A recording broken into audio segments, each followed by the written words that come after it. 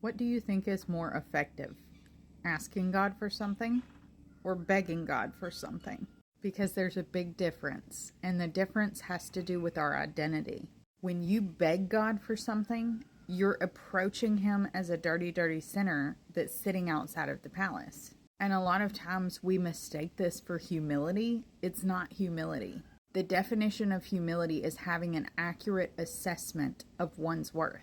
So if you're still identifying as a dirty, dirty sinner after you're saved, your assessment's off. That's who you used to be. That's not who you are now. How are you ever supposed to rule and reign on this earth and step into your God-given authority if you identify more as a beggar outside of the palace than as you do as a member of the royal family? There are 2 times in the Bible that come to mind where people were begging Jesus for something and He flat out ignored them. The first one is in Matthew 15:22 through 28. A woman comes to Jesus and says that her daughter is demon possessed and she's begging Him to heal her. He ignores her. More than once, in fact. She keeps on and keeps on and keeps on. And finally He says to her, I was sent to the Jews. You're not a Jew. It would not be right for me to take the children's bread and give it to the dogs. Ouch, right? But watch this. Instead of identifying herself as a dog that lives out on the streets, she identifies as a dog that lives in the house with the children. And she says, even the dogs get to eat crumbs from the master's table. And then Jesus calls her a woman of great faith and says that He will heal her daughter. Did you notice the switch? She went from being a beggar to being someone who positioned herself underneath the master's table. And that was when she got what she was asking for. Because if He heals you as a beggar, you will never live as a child.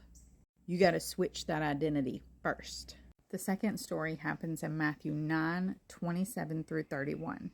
These 2 blind men are calling out to Jesus, Son of David, have mercy on us.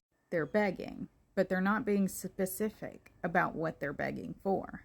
They're just begging, and He ignores them. But then when they won't stop following Him, that's when He turns and asks, do you believe that I can heal you? He was repositioning them from beggars into askers.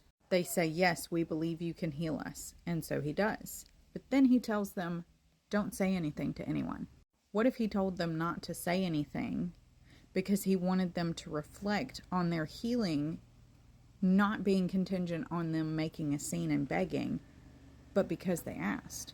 They activated their faith by saying what they believed that He could do. Jesus said, you have not because you ask not you have not because you beg not.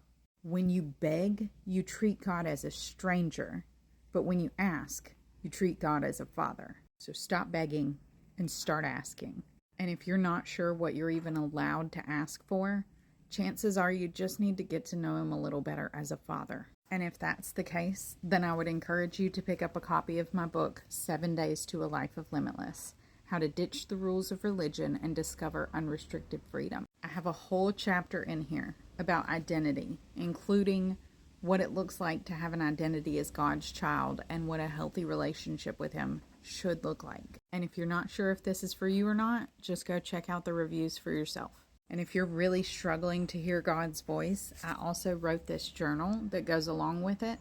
This is Go Ask God the Journal. It's 120 question prompts.